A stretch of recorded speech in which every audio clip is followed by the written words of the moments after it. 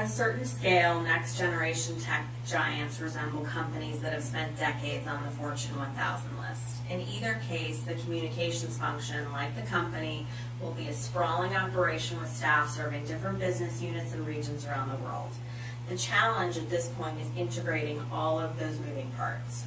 Corporate communications will house external and internal communications, but should it report to marketing, to a broader external affairs public policy function, or to a CEO? How does it partner with business units on thought leadership programs or with corporate finance on investor relations? The answers to those questions will vary based on the business needs, of course. Cultural nuances can have a lot to do with it, and those vary from place to place as well. That said, you can usually find companies who face similar issues and assess whether or not they made the right hiring decisions in response.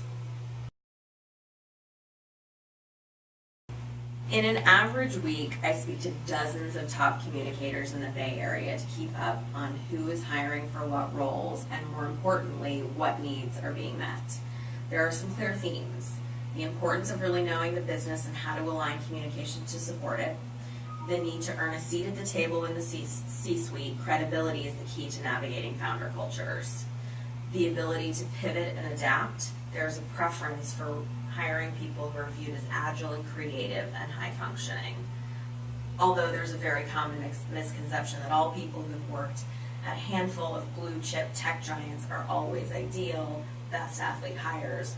One of the things our firm excels at is uncovering diamonds in the rough where others don't think to look. It's probably the only way for our clients to gain a real competitive advantage in such a tight local market. Having data and analytical chops is a rare trait, and it comes at a premium. A lot of blue chip brands seek agency support in this area, but would much rather bring the work in-house if possible.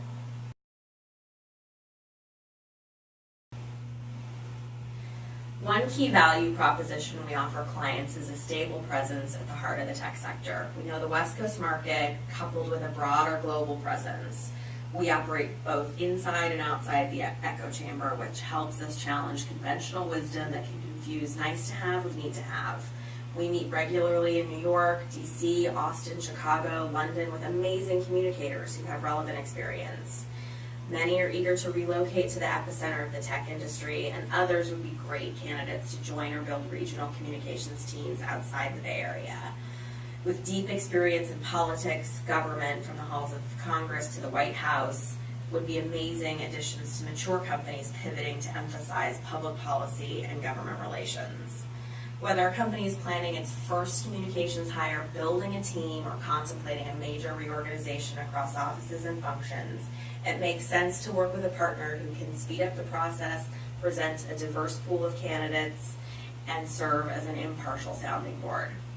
Tech companies, particularly B2C ones, might assume that great candidates will come to them based on the prestige of their brands alone, and that happens. But having such a recognizable brand and not wanting to put it at risk is also a good reason to work with someone who can help you navigate the current market, help differentiate between those who look good and are good, or convince star candidates not actively looking to consider an opportunity.